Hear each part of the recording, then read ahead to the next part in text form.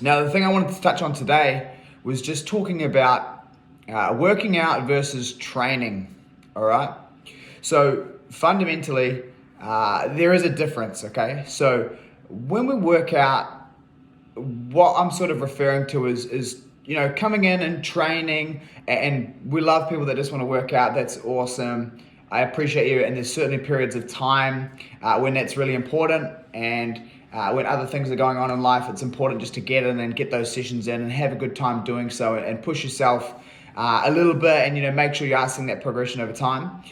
However, I guess the key difference here is working out, we're probably not really tracking our metrics, okay? So that's coming in, it's getting in your 4 sessions or 5 sessions a week. You're sort of pushing hard every time. You're really kind of trying to get the most out of your training when you're in the gym, but you may not be logging down all of your weights. You may not be necessarily beating your scores each week and things like that, okay? Now, the key difference between that and training is that training is a little bit more outcome focused, right? So when we're really chasing specific goals or looking to get a certain specific outcome from our body, it's really important that we are training, okay? So really important that we are tracking all of those important metrics that we need to use to get the most out of our training and our nutrition and things like that, so we can make those changes over time, okay? If we're not tracking things, it becomes very, very hard to make decisions around what we should change to continue to see that progress that we're after. So I guess the big thing with this is that when we're looking at the training aspect, we do need to be logging down all of our data from our sessions. So this is where Team Builder comes in, okay guys? So especially if we are chasing those body composition goals or really trying to get stronger, trying to continually see those improvements, the more you guys can track on Team Builder and log down your weights that you're doing each week, the more information it's gonna give us to make sure we know how much you should be loading next week. And then also it's gonna help you better understand what is an appropriate weight for you and how much we can be pushing. Because the idea with it is that to get those results and those adaptations that we need to be creating a progressive overload. Now this can come from a few different ways, either through lifting more weight, so simply adding an extra sort of 1.25 or 2.5 kilos on the bar, or grabbing a heavier set of dumbbells each week. Now that's gonna become unrealistic at certain points. So then it's really important that we start chasing reps as well. And this can be another way we can overload.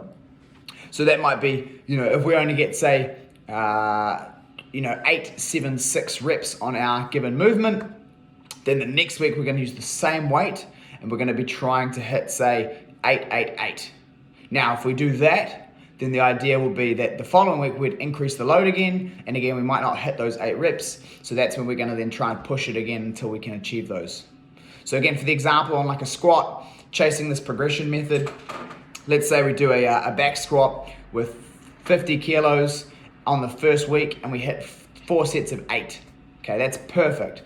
But the next week, if we do that same weight for all 4 sets, we're not gonna really be getting as much out of it. So we're gonna need to jump. So because we did all of our reps, we're gonna go 4 sets of 8 at 52 kilos next week. And let's say you get 4 sets of 8 again at 52. Perfect. Now, the following week, we're going to jump to 55 kilos on that squat. Now, let's say that following week, we get 8, 8, 7, and then 6. So we didn't achieve all 4 sets of 8. That's okay. What that means is that this weight is appropriate for us. So now, the following week again, so week 4 now, we're going to do that same 55 kilos, but we're going to try really, really hard to get all 4 sets of 8 done. And let's say we achieve that. We get 4 sets of 8 this week. So we've increased our total repetitions completed with 55 kilos by 3 reps. Now, we're into week 5, our last week. Let's say we push it up again. So we go up to 57, and let's just say we get 8, 7, 6, 6. Perfect, okay? So as we can see here, we didn't quite get our 4 sets of 8 for the example in this last week. However, we have also increased our weight that we've been using over time, so over that 5-week cycle, from 50 kilos all the way up to 57.5 kilos for a similar amount of repetitions. So as you can see here, this is how we can make sure we are getting that progress that we're really looking for over time. And it's also going to lead to far more successful kind of positive outcomes with our training, because we're not going to be jumping too fast and then hitting the wall and failing to actually increase our weight each week. So we're much better to take smaller incremental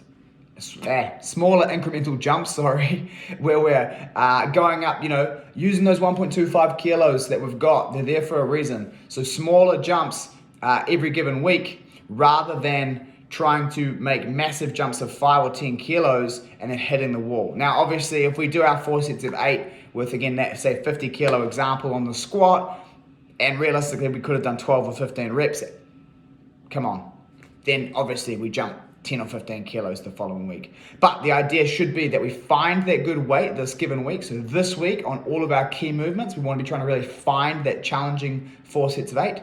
And then the idea is going to be to push it a little bit more each week from now on, either chasing a couple more reps or a couple of more kilos each given week over the next 5, so that we can really maximize our training. Now, I know this has gone a little bit long again, my bad, but if you've watched this far and you do have any questions, please don't hesitate to hit me in the bottom. I'm more than happy to answer any stuff on this, and I hope you found it helpful.